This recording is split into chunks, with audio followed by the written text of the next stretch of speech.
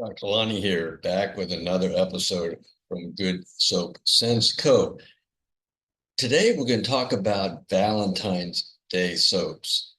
Last year I made a soap like this, which was a photo embed soap, and it turned out really nice. I used AI to design the photo and then used a photo printer to print off the water-soluble paper and then embedded that in a soap using clear soap base for the top layer. Turned out really nice. This year, I decided I would go with a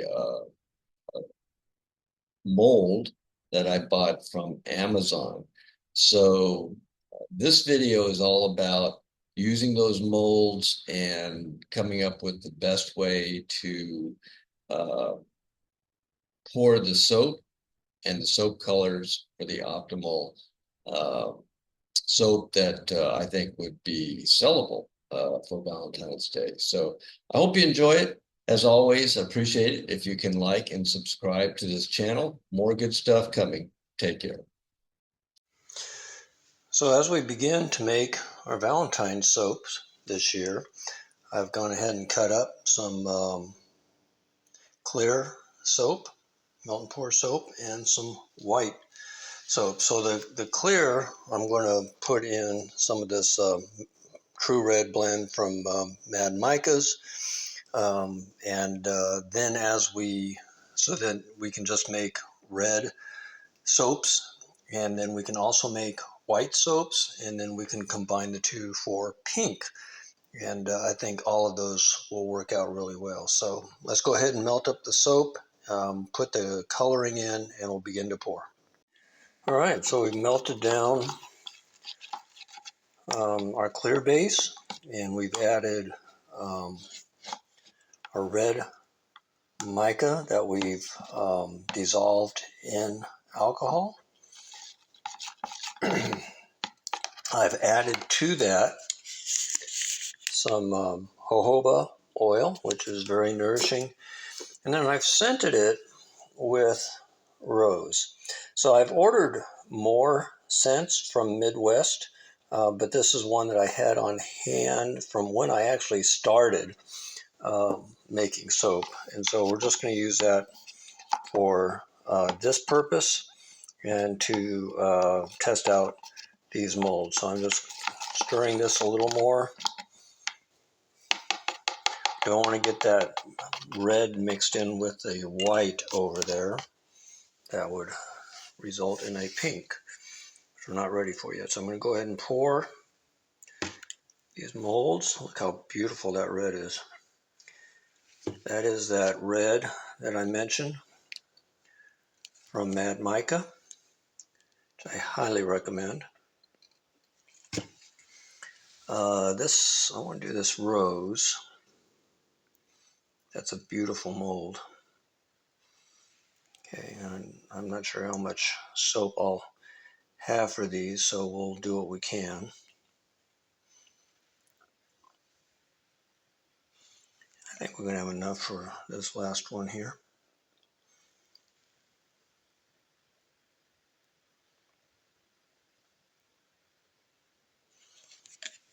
All right, so let's let that set up, and we'll be back to demold them. All right, so these are pretty cool molds.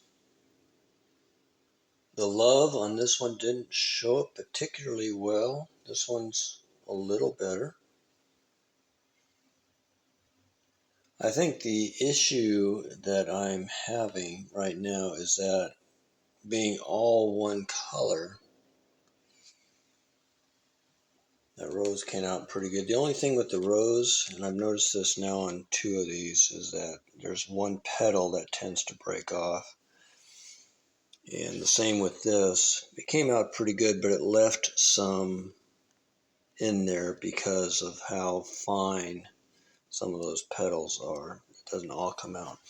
But what I'm wondering, and they smell great, but what I'm wondering is if I go with a dual color, if it will highlight some of the detail better. So I may melt these down and try it again. We'll see. So we're trying one more technique, and that is to put this ruby red slippers mica from Mad Micas in clear soap, and that has the properties of dropping to the bottom of the mold, so that I could then pour red or pink soap over the top of that clear soap, and it gives the impression of the darker depressions once you turn it over. So I'm now melting my white and red soap, and I'm going to blend them and see how that turns out. So let's see. So for our Valentine soap making journey, here's the result of putting the clear soap with the mica that would settle to the bottom. And that's kind of cool, but not really what I'm looking for. And then I did a swirl on the back, so it's just kind of sloppy. So what I did is I made a pink soap. I just combined the white and red soaps, and then I put the same mica in to see if it would settle to the bottom there, and that's not too bad. I kind of like the sparkly look, but the lettering is just very faint, and everything's kind of blending together. So not sure if I'm really happy with that too. These molds may be going back to Amazon, so we'll see. We'll keep trying. So for our next trial, what I've decided to do is take mica. Ruby Slippers is what I'm using right now, and I'm actually going to paint the mold, directly apply that mica to the mold like that. Here I think it's a little thick. I'm going to try to get some of that off.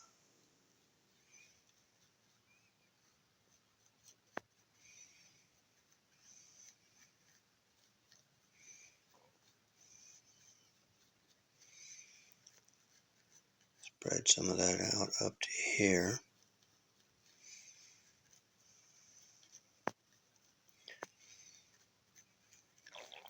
And I'll try to see if I can dump out some of the excess, just so it's not spread out so much.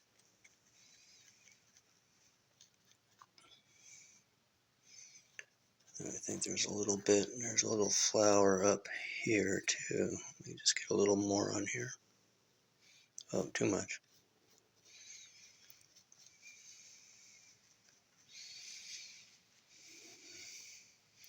All right, let's start with that. I'm going to go ahead and clean that up, and we're going to pour some soap in there. Hang on. All right, so I've cleaned it up a little bit, really just focusing on those flowers in the middle. I've remelted some of our prior attempts, and we're just going to just re-pour that over the mica. Let that set up and see what we get. I'll be right back. All right, so this is the soap with the mica in the rose. Boy, I tell you, I really like that. And what I'm thinking is that if I did a lighter pink, that would just make that rose pop. So I think we're on to something. So I'm going to go ahead and redo it and see how that looks. Thanks for joining. So here is the soap with the mica painted on to the front. I kind of like it, but I definitely need to improve my mica painting skills. I got just too much rogue mica down there. I tried another one on one of the other molds, and it's pretty cool too. With this one, I went with a pure pink in a translucent base. I'm not sure if I like the translucency of it or not, but I love the sparkles, don't you? I think we're on to something, but here's what I'm really excited about. So I have a rose mold that I showed you earlier, and I painted it with mica. Look at that. See if I can get that focused right. Maybe a little too much mica on the petals itself. I was really just wanting to get it on the tips, but that is awesome. Don't you like that? Let me know what you think. So we're going to try a couple more things. I'm going to keep this video going and show some of the progression that we make until I think we have something that can be sold on Etsy. But I'm enjoying the process. I'm learning a lot, and I hope you're enjoying it too. If so, please like and subscribe to this channel. I would surely appreciate that. All right, so I created some pink soap with goat milk, and I like the coloring. I still think I need to work on the mica painting, maybe get more of the rose with mica rather than just the edges. But I think there's a possibility there. And then I did another rose in pink. I really like how this is turning out. In fact, I posted a message to my Soapers forum to ask how we can package this. I could put a stem on it. I could put it in a box. I'm just not sure how to sell this, but I think it turned out really nice. Let me know what you think. Continuing in our Valentine's Day journey, it occurred to me that what would work for red mica would work for other colors. So I got myself some purple mica and combined that with some goat milk soap. Go ahead and pour that in there. Seems that anything with a darker color mica and then a lighter color soap could have the effect that we're going for. So we're going to go ahead and try that, see how it turns out. And here's the result of the purple mica. I think if we had that with like a lilac scent, that would be pretty awesome. The mica got a little heavier in some places than another, but again, that's just refining the mica painting skill. But I think the concept works, and I like the results. What do you think? Well, this is going to be it, I think, for this video. Appreciate you watching. As always, please like and subscribe, and we'll have more coming. Thanks.